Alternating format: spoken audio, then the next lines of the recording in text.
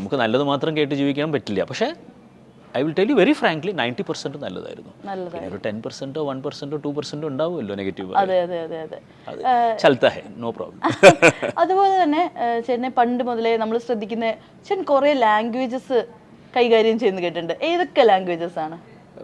അതിന് അതിൻ്റെ റീസൺ പറയാം. അതായത് അതൊരു വലിയ കാര്യമായിട്ട് ഞാൻ കാണുന്നില്ല. ബിക്കോസ് ജീവിത സാഹചര്യം കൊണ്ടാണ് അതങ്ങനെ വരുന്നത്. ബിക്കോസ് ഞങ്ങൾ ബേസിക്കലി മംഗലാപുരംകാരാണ്, ഉടുപ്പി. അപ്പോൾ വീട്ടിൽ സംസാരിക്കുന്നത് തുളുവാണ്. പക്ഷെ അവിടെ മംഗലാപുരത്തൊക്കെ പോയ തുളു മാത്രം അറിഞ്ഞാൽ പോരാ, കന്നഡയും കൂടി അറിയണം. ജനിച്ചതും ജീവിച്ചതും വളർന്നതും പാലക്കാടാണ്. അപ്പോൾ വെള്ളം പോലെ മലയാളം പറയും. അപ്പോൾ പാലക്കാട് ഈസ് ബോർഡർ ടൗൺ. അപ്പോൾ ഞാൻ ബിസിനസ് ചെയ്തുകൊണ്ടിരിക്കുമ്പോൾ ഒരുപാട് തമിഴ് ആൾക്കാരായിട്ട് ഞങ്ങൾ ഡീൽ ചെയ്യുമായിരുന്നു. അപ്പോൾ ഞങ്ങളെല്ലാവരും ഫ്ലുവൻ്റ് ആയിട്ട് തമിഴും പറയും. സ്കൂളിലേക്ക് പോയതുകൊണ്ട് ഇംഗ്ലീഷും ഹിന്ദിയും, അങ്ങനെ 6 ഭാഷ സംസാരിക്കും. അടിപൊളി. ഇതില് എന്താ പറയാ, ഏറ്റവും കംഫർട്ടബിൾ എന്തായാലും മലയാളമായിരിക്കും. അത് കഴിഞ്ഞു കഴിഞ്ഞാൽ ഏറ്റവും കംഫർട്ടബിൾ മദർ ടങ് ആയിരിക്കും. എൻ്റെ ഏറ്റവും കംഫർട്ടബിൾ തുളു ആയിരിക്കും. ബിക്കോസ് ഞാൻ ആദ്യം പഠിച്ചത് തുളുവാണല്ലോ, പിന്നീടാണല്ലോ ഞാൻ മലയാളത്തിലേക്ക് വന്നത്. അതെ അതെ അതെ അതെ അതെ തുളു. അത് ശരിക്കും പറഞ്ഞാൽ വീട്ടിലെല്ലാവർക്കും എല്ലാവരും, എൻ്റെ വൈഫ് ഇസ് എ മലയാളി, പക്ഷെ കല്യാണം കഴിഞ്ഞ 6 മാസത്തിനുള്ളിൽ ഫ്ലുവൻ്റ് ആയിട്ട് തുളു പറയും. അടിപൊളി. എങ്ങനെയാ ചേട്ടാ തുളുവിൽ നമ്മളിപ്പോൾ ഒരു മൂവി വേൾഡിലെ പ്രേക്ഷകരെ ഒന്ന് വെൽക്കം ചെയ്യുന്നത്? ಮಂತೆ ರೆಗ್ಲ ಈ ಇಂಟರ್ವ್ಯೂಗೆ ಇಂಕ್ಲೇಗೆ ಸ್ವಾಗತ. ಇಂಕ್ಲೇಗೆ ಒಂದು ಇಂಟರ್ವ್ಯೂ ಇಷ್ಟ ಆಪನದು ಎಣ್ಣೊಂದು ತುಳ್ಳೆ ಏನು ಪಾತೆರ್ಪನ ಉಡುಪಿಡು ಪಾತೆರ್ಪನ ತುಳು ಕುಡ್ಲಡು ಪಾತೆರ್ಪನ ತುಳು ಅಣ್ಣ ഞാൻ ഇജ്ജി ബോഡ്ച്ചിന്ന് വന്ന പണോടാവും ഇംഗ്ലീഷ് എരടില അർത്ഥമാവും തെന്നെണ്ണു ഞാൻ പറഞ്ഞത് പറയാം. അതായത് തുളുവിൽ 2 ടൈപ്പ് തുളുവുണ്ട്. അത് ഉടുപ്പി സൈഡിൽ സംസാരിക്കുന്ന തുളു, മംഗലാപുരത്ത് എനിക്ക് 2 വഴങ്ങും. അപ്പോൾ ഞാൻ അവരോട് പറഞ്ഞത് നിങ്ങൾക്ക് എല്ലാവർക്കും സ്വാഗതം. സ്വാഗത എന്നുള്ള വാക്ക് സാൻസ്ക്രിറ്റ് വാക്ക് എല്ലാത്തിലും ഉണ്ട്. അപ്പോൾ പക്ഷേ ഈ 2 തുളു എനിക്ക് വഴങ്ങും എന്നുള്ളത് തുളു അറിയാവുന്ന ആൾക്കാരോട് പറഞ്ഞതാണ്. അപ്പോൾ അതെല്ലാം അവിടെ നിൽക്കുമ്പോഴും, സീരിയലും ഇൻഡസ്ട്രി എല്ലാം അവിടെ നിൽക്കുമ്പോഴും, ഇതൊന്നും അല്ലാണ്ട് ആർക്കും അറിയാത്ത രാജേഷ് ഹെബ്ബാറിന്റെ ഒരു ഹോബി അല്ലെങ്കിൽ ഒരു സ്കിൽ എന്തായിരിക്കും? ആർക്കും അറിയാത്തത് ഞാൻ എക്സ്പെക്ട് ചെയ്യുന്നില്ല. അല്ല, കൂടുതൽ അറിയാത്തത് മേ ബി ഞാൻ മാർഷൽ ആർട്സ് ട്രെയിൻഡ് ആണെന്ന്. പക്ഷെ അത് ഇപ്പം അറിയാൻ തുടങ്ങി. ഞാൻ നൻചാക്ക് കുറച്ച് രസത്തിന് വേണ്ടി ഞാൻ ഇട്ടു. അത് സത്യം പറയുകയാണെങ്കിൽ എല്ലാവർക്കും അറിയാവുന്ന കാര്യമാണ്. ആക്ടേഴ്സ് ഓരോ കാര്യം ചെയ്യുന്ന അവർക്ക് സ്കില്ല് അറിയുന്നത് ഇൻഡസ്ട്രി അറിയാൻ വേണ്ടിയിട്ടാണ്. അപ്പോൾ ഞാൻ മാർഷൽ ആർട്സ് ട്രെയിൻഡ് ആണെന്നും ഞാൻ എന്താ പറയുക physically capable of doing good action scenes എന്നുള്ളത് ഇൻസ്റ്റാഗ്രാമൊക്കെ വന്നപ്പോഴാണ് കുറച്ച് ആൾക്കാർ അറിഞ്ഞത്. അത് ഇവരെ ആർക്കും അറിയില്ലായിരുന്നു.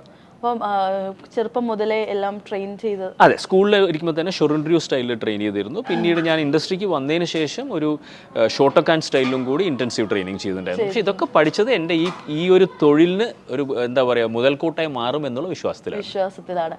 അപ്പോൾ അല്ലാണ്ട് ഇപ്പോൾ ഒരു കുറേ ദിവസം ഇപ്പോൾ ചേട്ടൻ ഇപ്പം തന്നെ പറഞ്ഞു, ഇപ്പം തന്നെ already 3 സീരിയൽസിൽ work ചെയ്യുന്നുണ്ടല്ലേ? 2 on air, third one about to start. അപ്പം ഭയങ്കര ഹെക്റ്റിക് ആയിരിക്കും എന്തായാലും.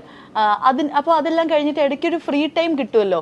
അപ്പോൾ ആ സമയത്ത് യാത്രകൾ ചെയ്യാനൊക്കെ ഇഷ്ടമുള്ള? ഒരുപാട് ഇഷ്ടം. അതെനിക്ക് മാത്രമല്ല, എൻ്റെ വൈഫിനും ഇഷ്ടമാണ്, എൻ്റെ കുട്ടികൾക്കും ഇഷ്ടമാണ്. ഞങ്ങളുടെ ഫാമിലി ട്രിപ്സ് ഈയിടെയായിട്ട് വളരെ മനോഹരമാണ്. ബിക്കോസ് നമ്മൾ ലൈഫിൽ ഡ്രീം ചെയ്ത പല സ്ഥലങ്ങളിലേക്ക് ഞങ്ങളിപ്പോൾ പോയിക്കൊണ്ടിരിക്കുകയാണ്.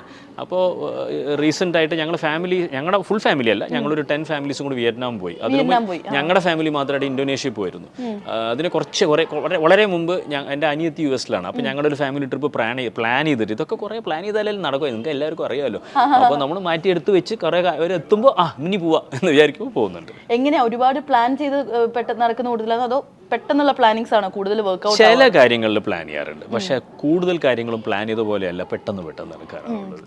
ലൈഫും അങ്ങനെ തന്നെയാണോ ചേട്ടൻ? പ്ലാൻ ചെയ്ത പോലത്തെ ലൈഫാണോ അതോ നാച്ചുറലി ഹാപ്പൻഡ് ആണോ ലൈഫ്? അല്ല, പ്ലാൻ ചെയ്ത് പറഞ്ഞാൽ I wanted to become an actor. Whether I become an actor എനിക്കറിയില്ലായിരുന്നു. നമുക്ക് വാനോളം നമുക്ക് പ്ലാൻ ചെയ്യാം. എനിക്ക് ഓസ്കർ അവാർഡ് വേണമെന്ന് എനിക്ക് പ്ലാൻ ചെയ്യാം. പക്ഷെ അത് കിട്ടുമോ ഇല്ലയോ എന്നുള്ളത് ഈ പറഞ്ഞ പോലെ തന്നെ only life will tell U, only time will tell U. അപ്പോൾ ഞാൻ വിശ്വസിക്കുന്നത് നമ്മൾ ചെയ്യേണ്ട എഫേർട്ട് ചെയ്തുകൊണ്ട് തന്നെ ഇരിക്കുക. പക്ഷെ ഞാൻ എന്ത് വരുന്നതിനും ഒരു ഗിഫ്റ്റായിട്ട് കാണുന്ന ആളാണ്. ബിക്കോസ് നമ്മൾ ഇത് സയൻറ്റിഫിക് ആയിട്ട് പറയുകയാണെങ്കിൽ തന്നെ അവർ പറയുന്ന chance of A person being bone is എത്രയോ മിനിസ്ക്യൂളാണ് അത്ര ഒരു പെർസെൻറ്റേജിൽ. അപ്പോൾ ആ മിനിസ്ക്യൂൾ മൈനോറിറ്റിയിലാണ് മോളും ഞാനൊക്കെ ഇരിക്കുന്നത്. അപ്പോൾ നമുക്ക് ഈ ഒരു ലൈഫ് കിട്ടിയെന്ന് തന്നെ ഉള്ളത് ഒരു ബ്ലെസ്സിങ് ആയിട്ട് കരുതുന്നു. ഓരോ ഡേയും ഓരോ മിനിറ്റും ഞാനൊരു ബ്ലെസ്സിങ് ആയിട്ട് കരുതുന്നു. So I enjoy everything. ഞാൻ ഒന്നിനും നെഗറ്റീവായിട്ട് കാണാൻ എത്ര പറ്റാവുന്ന ആവും. ചില സമയത്ത് നെഗറ്റീവ് ഫീലിംഗ് ഒക്കെ വരും, പക്ഷേ 99% ഞാൻ നെഗറ്റിവിറ്റി മാറ്റിവെക്കാൻ ശ്രമിക്കുന്ന ഒരാളാണ്. പിന്നെ വെറുതെ പ്ലാൻ ചെയ്തിട്ട് അത് നടന്നില്ലെങ്കിൽ വിഷമിച്ചിട്ട് കാര്യമില്ല. So I plan, but if it doesn't happen doesn't matter, next plan B. ആ ഒരു പോസിറ്റിവിറ്റി തന്നെ മതിയല്ലോ ലൈഫിൽ എപ്പോഴും ഹാപ്പി ആയിട്ടിരിക്കാൻ. ഇല്ലെങ്കിൽ നമ്മൾ തകർന്നു പോകും. അതെ. ഒരു റോൾ മോഡൽ ഉണ്ടോ ലൈഫിൽ? ഡെഫിനറ്റ്ലി ഉണ്ട്. അച്ഛനമ്മ ബിക്കോസ് വേറെ ഒന്നും കൊണ്ടല്ല, ഞാൻ വിശ്വസിക്കുന്ന ഡിവിനിറ്റി, എനിക്ക് ഡിവിനിറ്റി ബാക്കി ഡിവിനിറ്റി എനിക്കറിയില്ല, പക്ഷെ ഞാൻ വിശ്വസിക്കുന്ന അൺകണ്ടീഷണൽ ലവും നമ്മളെ ക്രിയേറ്റ് ചെയ്ത ഒരാൾ ക്രിയേറ്റർ എന്നുണ്ടെങ്കിൽ അത് അച്ഛനും അമ്മയാണ്. അവരാണ് ക്രിയേറ്റ് ചെയ്തത്, അവരാണ് അൺകണ്ടീഷണൽ ലവ് തരുന്നത്. പിന്നെ അൺകണ്ടീഷണൽ ലവ് തരുന്നത് നമ്മുടെ ചിൽഡ്രനാണ്. അപ്പോൾ ഞാൻ വിശ്വസിക്കുന്നത് എൻ്റെ റോൾ മോഡൽ അച്ഛനമ്മയും മാത്രമായിരിക്കില്ല, എൻ്റെ children are my role model. Maybe my wife is also my role model. Because ഒരുപാട് കാര്യം ഞാൻ അവരിൽ നിന്ന് പഠിച്ചിട്ടുണ്ട്. ഞാൻ വയസ്സിൽ മക്കളെക്കാട്ട് മൂത്തതാണെങ്കിലും ഒരു കാലത്ത് ഞാൻ അച്ഛനമ്മയും പഴയ ജെന്നാണ്, ഞാൻ ന്യൂ ജെൻ എന്ന് വിചാരിച്ചെങ്കിലും ഇപ്പോൾ ഞാൻ ഇത്തിരി പഴയ ജെന്നായി. പക്ഷേ എന്നാൽ ഇപ്പോഴത്തെ ചെറുപ്പക്കാരെ നോക്കുമ്പോൾ പക്ഷേ ഞാൻ പലതും മനസ്സിലാക്കിയത് ദേ വർ റൈറ്റ്. ഒരുപാട് സ്ഥലങ്ങളിൽ ഞാൻ പുച്ഛിച്ചതും അല്ലെങ്കിൽ അവർക്കറിയില്ല ഇതാണ് ഇതിൻ്റെ രീതി എന്ന് പറയുന്നത് they were right and my children were right. അങ്ങനെ ചേട്ടന് അത്ഭുതപ്പെട്ട ഒരു സിറ്റുവേഷൻ ഉണ്ടോ? ലൈക്ക് നമ്മുടെ ഈ ഒരു നമ്മളെ മക്കളെ, ചേട്ടൻ്റെ മക്കളെ ഇപ്പോൾ നമുക്കൊരു ന്യൂ ജനറേഷൻ, നമ്മുടെ ഒരു ജനറേഷനായിട്ട് കാണാം. അങ്ങനെ ചേട്ടൻ ഇവർക്കിത് അറിയോ, ലൈക്ക് അങ്ങനെ പോയി വണ്ടർ അടിച്ച ഒരു സിറ്റുവേഷൻ? ഡെഫിനറ്റ്ലി എന്താ പറഞ്ഞാൽ, ഒരു കോവിഡിൻ്റെ ടൈമിലൊക്കെ നാച്ചുറലി എല്ലാവർക്കും ഒരു ഫിനാൻഷ്യൽ ഒരു ക്രൈസിസ് അങ്ങനെയൊക്കെ ഫീൽ ചെയ്യും. പക്ഷെ ഞാനത് ഫേസ് ചെയ്ത് തന്നെ പിള്ളേർ പറഞ്ഞൊരു മെത്തേഡാണ്.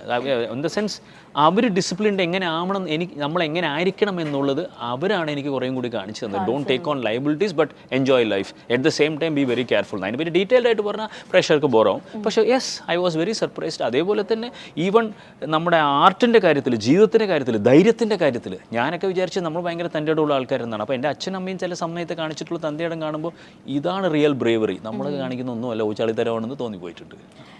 ചേട്ടൻ ലൈഫിലെടുത്ത ഏറ്റവും ധൈര്യമായിട്ടെടുത്ത് ആൻഡ് ആ ഒരു തീരുമാനം ഏറ്റവും റൈറ്റ് ആയിട്ട് തോന്നിയ ആ തീരുമാനം എന്തായിരിക്കും? ആക്ടർ ആവുക എന്നുള്ളത്. ബിക്കോസ് അത് ധൈര്യത്തോടെ തന്നെ എടുക്കാൻ പറ്റുള്ളൂ. ബിക്കോസ് ഞാൻ ആ തീരുമാനം എടുക്കുമ്പോൾ എൻ്റെ അടുത്ത് ഒരു പ്രോജക്റ്റ് പോലും ഉണ്ടായിരുന്നില്ല. ഞാൻ എൻ്റെ സ്വന്തമായിട്ടൊരു ഷോർട്ട് ഫിലിം കയ്യിലുണ്ടെന്നുള്ള ധൈര്യത്തിലാണ് ഞാൻ എൻ്റെ ബിസിനസ് നിർത്തി ചെറിയച്ചന്മാർക്ക് ഏൽപ്പിച്ച് ഇനി ഞാനൊരു ആക്ടറാവും പറഞ്ഞ് ഫെബ്രുവരി 7-ാം തീയതി 2002 അന്നാണ് ഞാൻ ആദ്യമായിട്ട് ഫുൾ ടൈം ഇനി ആദ്യം ചെയ്യുള്ളൂ. അതിനുമ്പോൾ ഷോർട്ട് ഫിലിംസ് ഒക്കെ ചെയ്തിട്ടുണ്ടെങ്കിൽ ഞാൻ പറഞ്ഞ പോലെ തന്നെ ആഡ്സിലൊക്കെ ബാക്കിൽ എന്താ കോപ്പി റൈറ്റിംഗ് ചെയ്യാനൊക്കെ പോകുമായിരുന്നു. പക്ഷേ ഞാൻ ആക്ടറാവും എന്ന് 2002 ഫെബ്രുവരി 7-നാണ് ഇറങ്ങിയത്. അന്ന് എൻ്റെ അടുത്ത് ഒരു പ്രോജക്റ്റ് ഉണ്ടായിരുന്നില്ല. പക്ഷേ ഇന്ന് അപ്രോക്സിമേറ്റ്ലി 24 ഇയേഴ്സ് കഴിയുമ്പോൾ ഞാൻ am sitting in front of Noor giving you an interview. So my decision was right to a certain extent, അല്ലേ? അതെ. ആ ഒരു ധൈര്യം എന്ന് പറഞ്ഞു കഴിഞ്ഞാൽ ഭയങ്കര, അതായത് നമ്മൾ ചെയ്തുകൊണ്ടിരിക്കുന്ന ബിസിനസ് ഒക്കെ മാറ്റി വെച്ചിട്ട് പൊട്ടധൈര്യം എന്നും പറയാം. പക്ഷേ നമുക്ക് വേണ്ട ആഗ്രഹമാണത്. Luck, yes, luck is a big factor. Hard work വേണം. ഹാർഡ് വർക്ക് ചെയ്യുമ്പോഴാണ് ചിലപ്പോൾ ലക്ക് വന്ന് വീഴുന്നത്. നമ്മൾ അതിനു വേണ്ടി അധ്വാനിക്കേണ്ട വീട്ടിലിരുന്ന് ഇങ്ങനെ സോഫയിലിരുന്ന് ആലോചിച്ചോണ്ടിരുന്ന ലക്ക് മടിയിൽ വന്ന് വീഴില്ല. ഈ ലക്ക് എന്ന് പറയുന്നത് എന്താണ്? നമ്മളെ ഓപ്പർച്യൂണിറ്റി തേടി നടക്കുമ്പോഴാണ് ലക്ക് മടിയിൽ വന്ന് വീഴുന്നത്. നമ്മൾ ഓപ്പർച്യൂണിറ്റി തേടി ഓരോരുത്തരെ പോയി കാണുമ്പോഴും നമ്മളെ തന്നെ നമ്മൾ പ്രസൻറ്റ് ചെയ്യുമ്പോഴാണ് ചിലപ്പോൾ അവർ ഇംപ്രസ്ഡ് ആയിട്ട് നമുക്കൊരു റോളോ അല്ലെങ്കിൽ നമുക്കൊരു ഓപ്പർച്യൂണിറ്റി തരുന്നത്. So you create your own luck. ലൈഫിൽ എപ്പോഴെങ്കിലും ഇപ്പം ഇത്രയും റിസ്ക് എടുത്ത് വന്ന ആളാണ്, നമ്മൾ ഇത്രയും 25 ഇയേഴ്സ് ഒരു ഇൻഡസ്ട്രിയിൽ നിൽക്കുക എന്ന് പറഞ്ഞാൽ നിസ്സാര കാര്യമല്ല. Life has ups and downs അല്ലേ? അപ്പോൾ എപ്പോഴെങ്കിലും ലൈഫിൽ സ്റ്റക്കായി നിന്ന ആ ഒരു പോയിന്റ് ഉണ്ടോ? കോവിഡ് ടൈമിലൊക്കെ സ്റ്റക്ക് തന്നെയായിരുന്നു. Really did no. എന്താ പറഞ്ഞാൽ അത് എക്സ്റ്റെൻഡ് ആയി പോകുന്നുണ്ടായിരുന്നു. ആ സമയത്ത് ഞാൻ ചില പ്രോജക്ട്സ് നടക്കുന്നുണ്ടായിരുന്നു, പക്ഷേ അത് എൻ്റെ പ്രോജക്റ്റ് ആയിരുന്നില്ല. അപ്പോൾ ഞാനൊരു കൺഫ്യൂസ് സ്റ്റേജിലായിരുന്നു. ഒരു 7-8 months ഒക്കെ ശരിക്കും ഒരു എന്താ ഇത് എന്ന് പറഞ്ഞിട്ട്. പിന്നെ നോക്കൂ, ആ സമയത്ത് വേറെ സപ്പോർട്ട് സിസ്റ്റം, അവിടെയാണ് ഈ ഫാമിലിയൊക്കെ ഉള്ളിൽ വരുന്നത്. നമ്മൾ ആ സപ്പോർട്ട് സിസ്റ്റം കൂടെ നിൽക്കുമ്പോൾ നമുക്ക് ധൈര്യം വരും. പിന്നെ ലക്കിലി പിന്നെ വന്നപ്പോൾ ഒരൊറ്റ ഫ്ലോയിൽ വന്നു. അപ്പോൾ അങ്ങനെ ഒരു ചെറിയൊരു ഗ്യാപ്പ് എന്നല്ലാതെ അങ്ങനെ വലിയൊരു ഗ്യാപ്പ് എനിക്ക് ഇതുവരെ ഉണ്ടായിട്ടില്ല.